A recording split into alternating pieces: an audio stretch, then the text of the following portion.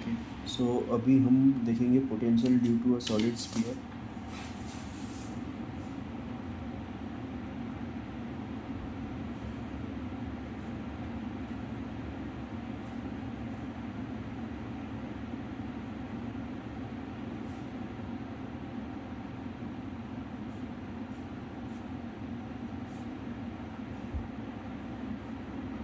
सो again, अगर हम solid sphere के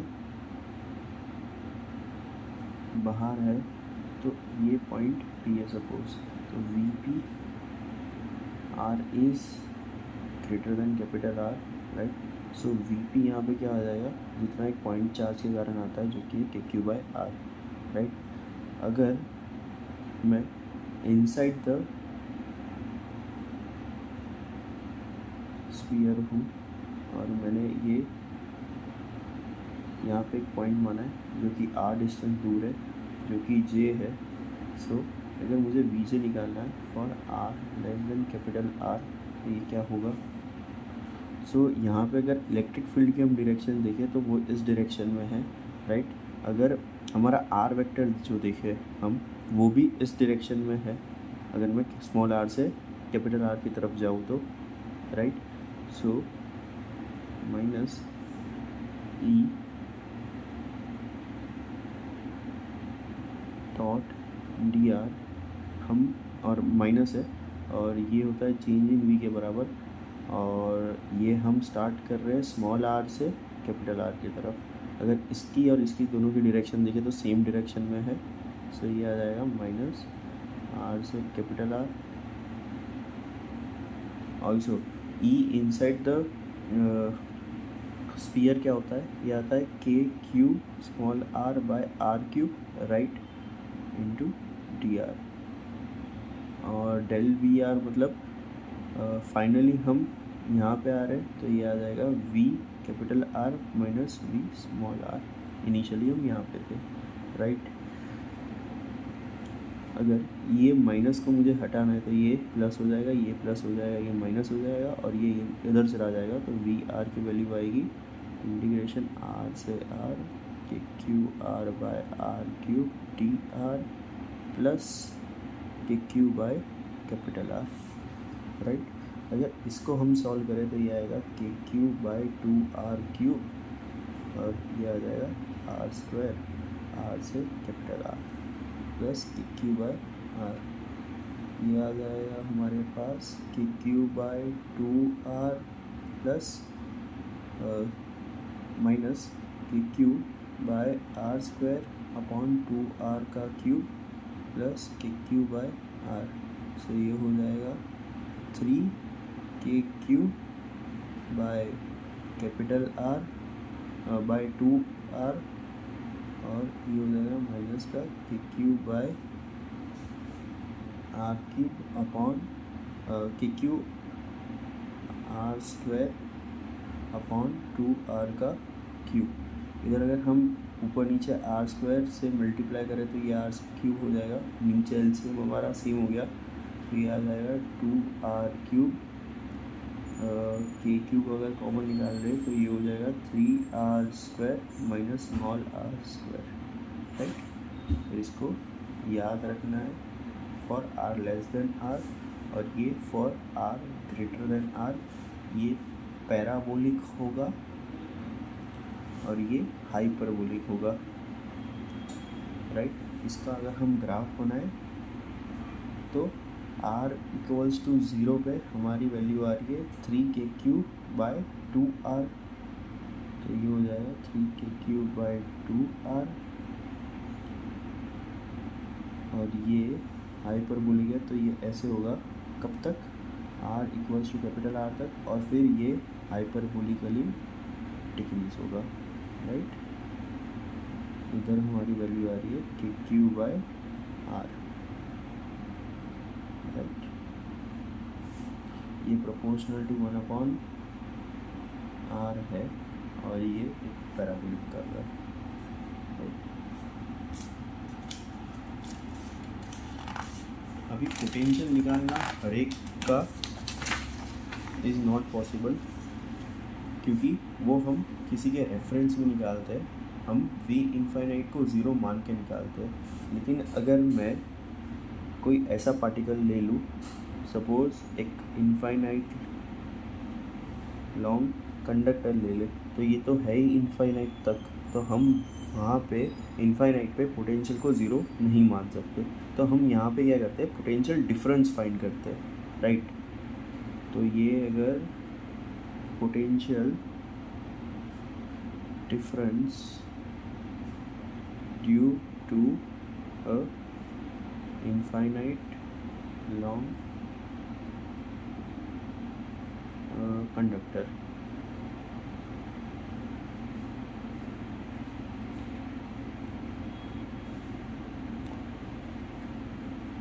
सो ये हम निकालते हैं del V equals to minus integration E dot D R, ठीक है। यहाँ पे इनिशियल पोजीशन आ जाएगी। तो सपोज़ अगर मैं इनिशियल पोजीशन ए मान रहा हूँ और फाइनल पोजीशन अगर बी मान रहा हूँ, तो ये फॉर्मूला है, राइट। तो यहाँ पे इसकी linear charge density plus lambda coulomb per meter है। सो अगर यहाँ पे मैं इलेक्ट्रिक फील्ड की डायरेक्शन देखूँ तो वो ऐसे रेडियली आउटवर्ड होगी, राइट। और मैं यहाँ ए पॉइंट से बी पॉइंट की तरफ जा रहा हूँ, तो डी आर वेक्टर भी हमारा इसी डायरेक्शन में है, राइट। सो फाइनली अपन जा रहे हैं बी पॉइंट पे, तो ये होगा वी बी। इनिशियली थे हम ए पॉइंट पे, तो V A equals to minus of E, जो कि है 2k lambda by R D R, क्योंकि दोनों की डायरेक्शन सेम है, तो इधर हम डॉट प्रोडक्ट करने पे हमारा पॉजिटिव आंसर आएगा। इनिशियली ये पॉइंट ए पे था, मतलब ये हम आर ए ले लेते हैं, इसको आर बी ले लेते हैं, तो ये आर ए से आर बी, राइट। ये आएगा हमारे पास V B minus V A equals to minus 2k lambda L N R B by R A, right. अगर इस माइनस साइन को मुझे हटाना है, तो इधर प्लस इधर माइनस, सो वी ए की वैल्यू आएगी 2k lambda L N R B by R A plus V B, which means कि वी ए का वैल्यू ग्रेटर है, जो कि हमें ऑलरेडी दिख रहा है, क्योंकि इलेक्ट्रिक फील्ड की डायरेक्शन हायर पोटेंशियल से लोअर पोटेंशियल की तरफ होती है, तो ऑब्वियसली ए का पोटेंशियल ज़्यादा होगा कंपेयर टू बी, राइट। एक और देखें, potential difference due to an infinite sheet. तो अगर ये मेरी इनफाइनाइट शीट है और यहाँ पे इलेक्ट्रिक फील्ड की डायरेक्शन ऐसे होगी, इसकी वैल्यू आती है, अगर ये प्लस है और इसकी डेंसिटी सिग्मा है, तो ये आती है sigma upon 2 epsilon not, right. अगर यहाँ पे मेरा एक पॉइंट ए है और इससे d डिस्टेंस दूर एक पॉइंट b है,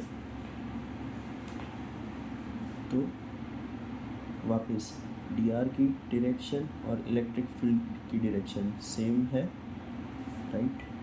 मैं a से b की तरफ जा रहा हूँ, तो V B minus V A equals to minus of sigma by 2 epsilon naught dot D R, और ये है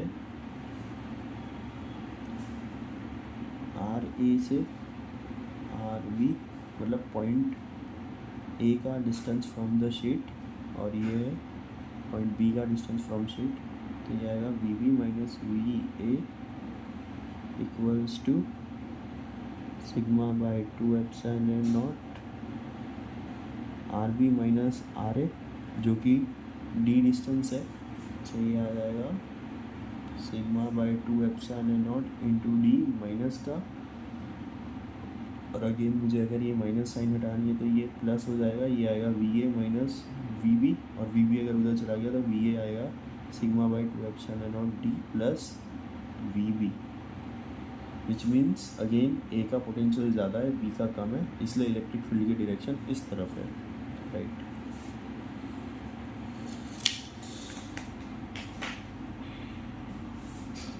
सो पोटेंशियल डिफरेंस में देख लिया।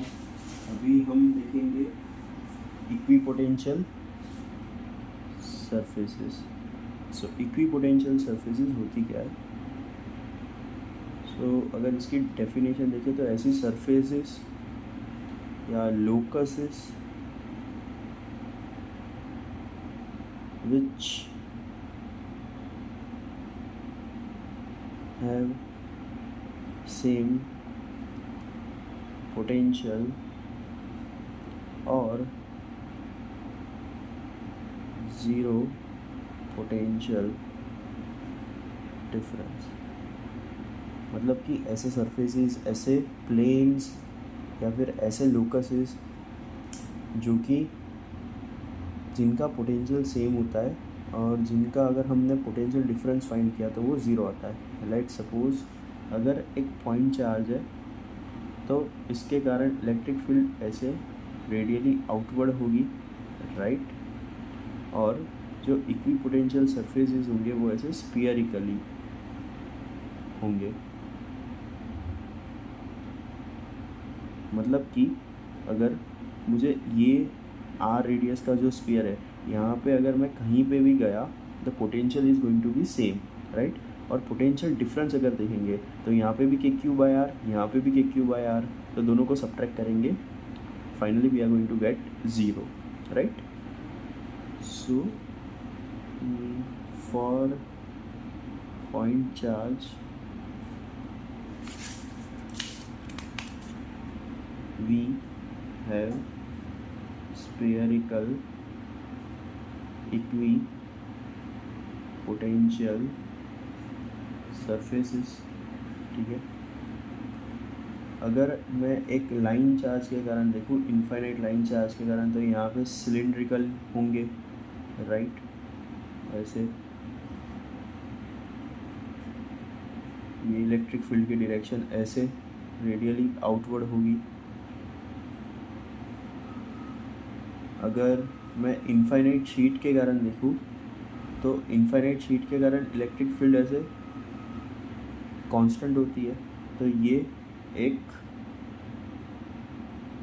प्लेन्स होंगे ऐसे, राइट, जिसमें से इलेक्ट्रिक फील्ड पास होती है। अभी अगर हम प्रॉपर्टीज ऑफ इक्विपोटेंशियल सरफेसेस देखें तो क्या होती है। तो फर्स्ट तो है कि electric field is always perpendicular to equipotential surfaces.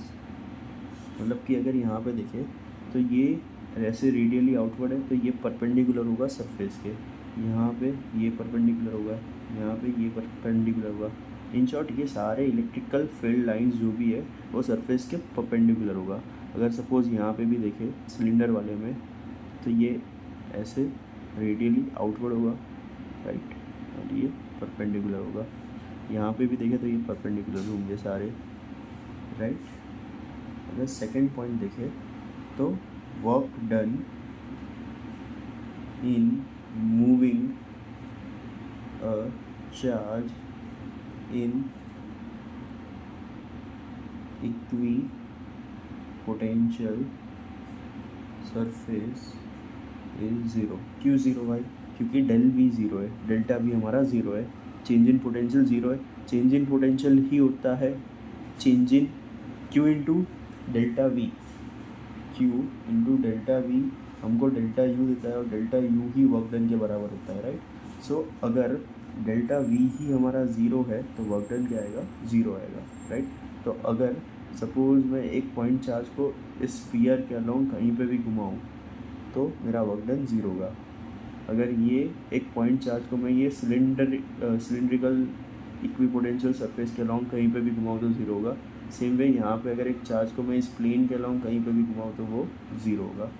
Again अगर मैं इस प्लेन से इस प्लेन की तरफ जा रहा हूँ तो it's going to change, delta V is going to change और उसके कारण वर्क डन आएगा। सेम यहाँ पे मैं इस सिलेंडर से ये वाले सिलेंडर की तरफ जा रहा हूँ तो आएगा, सेम इस स्फीयर से मैं दूसरे वाले स्फीयर में जा रहा हूँ तो आएगा, राइट।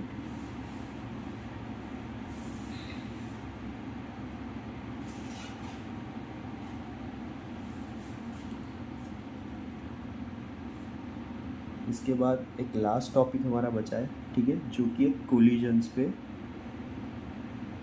नॉट कोलिजन्स बट हाँ कोलिजन के कंसेप्ट यहाँ पे आते हैं, राइट।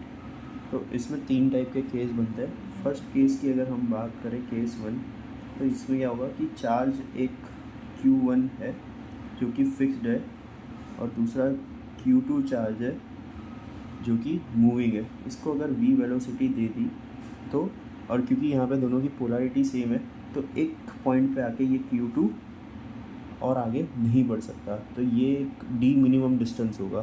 तो ये डी मिनिमम कैसे निकालते हैं, इस पे क्वेश्चंस आते हैं, राइट। अभी ये जो प्रोजेक्ट किया ये इन दोनों की लाइन जॉइनिंग के अलोंग ही प्रोजेक्ट किया गया है, राइट। तो इसमें हम सिंपली कंजर्वेशन ऑफ एनर्जी करेंगे। लेट सपोज ये इनिशियली आर डिस्टेंस पे था, जनरली ये आर इन्फिनिटी होता है, राइट। तो इनिशियल पोटेंशियल एनर्जी तो हमारी ज़ीरो हो जाती है, लेकिन लेट सपोज अगर हमको आर दिया है तो इनिशियल पोटेंशियल एनर्जी हमारी आ जाएगी KQ1 Q2 by R plus kinetic energy इसके पास होगी हाफ mv², राइट। फाइनली जब ये डी मिनिमम तक पहुंचेगा तब इसकी काइनेटिक एनर्जी ज़ीरो हो जाएगी क्योंकि इसकी वेलोसिटी ज़ीरो हो गई है। उसके बाद ये उल्टी डायरेक्शन में जाएगा, राइट। सो डी मिनिमम कब होगा, जब v हमारा ज़ीरो हो जाएगा। तो काइनेटिक एनर्जी तो ज़ीरो हो गई, पोटेंशियल एनर्जी आएगी KQ1 Q2 by R minimum. इसको सॉल्व करेंगे तो हमारे पास से आर मिनिमम निकल जाएगा, राइट। इसके बाद केस 2 आता है, राइट, जहाँ पे दोनों पार्टिकल्स अनफिक्स्ड रहते हैं, मतलब कि मूव कर सकते हैं। तो ये Q1 हो गया, इसका मास m दिया है, ये Q2 हो गया, इसकी वेलोसिटी v दी है along the line joining both the charge, right. तो हमें यहाँ पे डी मिनिमम निकालना है। तो ये हमने already centre of mass and the conservation of momentum वाले चैप्टर में पढ़ा हुआ है कि मिनिमम डिस्टेंस कब होगा, मतलब कि अगर इस चार्ज को मैंने इसके तरफ प्रोजेक्ट किया तो धीरे धीरे ये भी मूव करने लगेगा जैसे जैसे ये आगे बढ़ेगा। तो मिनिमम डिस्टेंस तब होगा जब दोनों की रिलेटिव वेलोसिटी ज़ीरो हो गई या फिर दोनों की वेलोसिटी सेम हो गई, राइट। तो कंडीशन फॉर डी मिनिमम, तो both should have same velocity. उस मूवमेंट पे या फिर वो इंस्टेंस पे जो डी मिनिमम होगा वो सबसे कम होगा, राइट। अगर यहाँ पे हम देखें तो कोई एक्सटर्नल फोर्स है नहीं, तो यहाँ पे कंजर्वेशन ऑफ मोमेंटम हम लगा सकते हैं। तो ये हो जाएगा mv जो कि इनिशियल मोमेंटम है, फाइनली 2mv' जो कि फाइनल मोमेंटम है। यहाँ से m से m कट जाएगा, v' की वैल्यू आ जाएगी v/2। यहाँ पे दोनों के मास अलग अलग भी हो सकते हैं। इन शॉर्ट हमको यहाँ पे कंजर्वेशन ऑफ मोमेंटम लगाना है, राइट। अगर मैं इनिशियल काइनेटिक एनर्जी देखूँ, इनिशियल एनर्जी देखूँ, ये d डिस्टेंस था, तो ये हो जाएगा पोटेंशियल एनर्जी जो कि KQ1 Q2 बाय d हो जाएगा प्लस काइनेटिक एनर्जी जो कि हाफ mv² हो जाएगा। फाइनली ये हो जाएगा हाफ 2mv' का स्क्वायर जो कि है v/2 का स्क्वायर, तो ये हो जाएगा v/2 का square plus KQ1 Q2 by d minimum, right. इसको सॉल्व करेंगे तो ये आएगा KQ1 Q2 by D plus half mv² plus 1/4 mv² plus KQ1 Q2 by D minimum. So इसको सॉल्व करने पे हमारा आंसर आ जाएगा, राइट। मोस्टली अगेन यहाँ पे भी ये ज़ीरो ही होगा क्योंकि ये डी इनफाइनाइट देते हैं, लेकिन अगर कुछ और दे दिया तो you have to consider it, right. Case 3 अगर देखें तो इसके अंदर क्या होता है कि ये Q1 जो है वो फिक्स्ड होता है और Q2 d हाइट पे हम इसको छोड़ते हैं, राइट, v वेलोसिटी से, और इसका मास m है। सो यहाँ पे अगर हम देखें तो कंजर्वेशन ऑफ एनर्जी लगेगा, हमको यहाँ पे निकालना है डी मिनिमम। अगर इसको देखें तो अगर दोनों की पोलैरिटी सेम है तो ये कुछ ऐसे जाएगा, राइट, हाइपरबोलिकली इसको कहते हैं, जो कि हमने ऑलरेडी पढ़ा हुआ है किसमें, ग्रेविटेशन में, राइट। यहाँ पे ये डी मिनिमम होगा, और डी मिनिमम कब होगा, जब ये वेलोसिटी वेक्टर और ये डी वेक्टर दोनों एक दूसरे के परपेंडिकुलर हो, राइट। अगर यहाँ पे हम देखें तो हम कोई भी इंस्टेंस पे देखें तो ये चार्ज से जो भी फोर्स पास हो रहा है वो इधर से ही पास होगा, line joining both the charge. Suppose ये चार्ज यहाँ पे यहाँ से, राइट। सो अगर फोर्स इस पॉइंट से ही पास हो रहा है तो क्या मैं इस पॉइंट के अलोंग टॉर्क को ज़ीरो बोल सकता हूँ? अगर ये मेरी आई एक्सिस है तो टाउ आई हमेशा ज़ीरो हो रहा है, तो मैं क्या कर सकता हूँ, अगर एक्सटर्नल टॉर्क ज़ीरो है तो एंगुलर मोमेंटम हम कंजर्व कर सकते हैं, राइट। सो इस पॉइंट के अलोंग हम एंगुलर मोमेंटम कंजर्व करेंगे। Starting the angular momentum mvd है, फाइनली कितना होगा, अगर यहाँ पे v डैश वेलोसिटी है और ये d मिनिमम है, ये d मिनिमम है, ये हो जाएगा mv डैश d मिनिमम। सो यहाँ से हमारी v और d के बीच में एक रिलेशन बन जाएगा, राइट। और दूसरा कैसा आएगा, कंजर्वेशन ऑफ एनर्जी। तो स्टार्टिंग में इसके पास काइनेटिक एनर्जी है half M V square plus, let suppose ये इनफाइनाइट डिस्टेंस दूर है तो पोटेंशियल एनर्जी तो ज़ीरो हो जाएगी। फाइनली कुछ पोटेंशियल एनर्जी आएगी जो कि होगी K Q1 Q2 by D minimum, और प्लस ये वी डैश से हम काइनेटिक एनर्जी फाइनल वाली निकाल सकते हैं जो कि होगी हाफ एम वी डैश का स्क्वायर, राइट। दो इक्वेशन, दो वेरिएबल इक्वेशन सॉल्व हो जाएगी। सो ये मेजरली हमारा कंप्लीट हो रहा है। लास्ट एक हमारा बाकी है,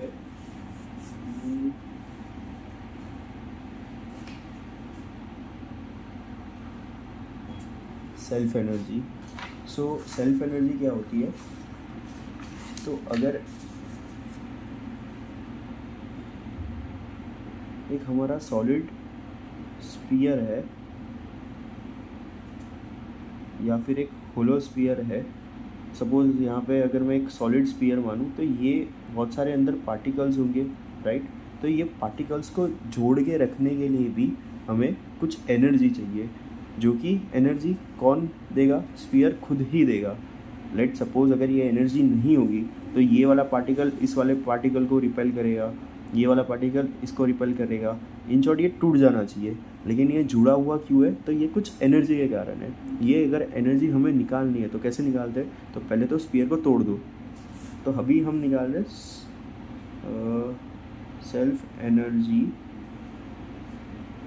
ऑफ सॉलिड स्फीयर, राइट। इसकी हम डेंसिटी को रो कूलम पर मीटर क्यूब मान रहे, राइट। और अगर यहाँ पे अगर हम सेल्फ एनर्जी इसकी निकाले, पहले इसको तोड़ दो, राइट, तो सारे पार्टिकल्स बिखर जाएंगे और फिर वो पार्टिकल्स को इनफाइनाइट डिस्टेंस से आर डिस्टेंस पे लेके आओ। अगर मैं एक सॉलिड स्फीयर को तोड़ूंगा और फिर उसको लेके आऊँगा तो एक छोटा सा सॉलिड स्फीयर आर रेडियस का बनेगा, राइट। अगर इस पे हम देखेंगे तो शेल्स बनेंगे,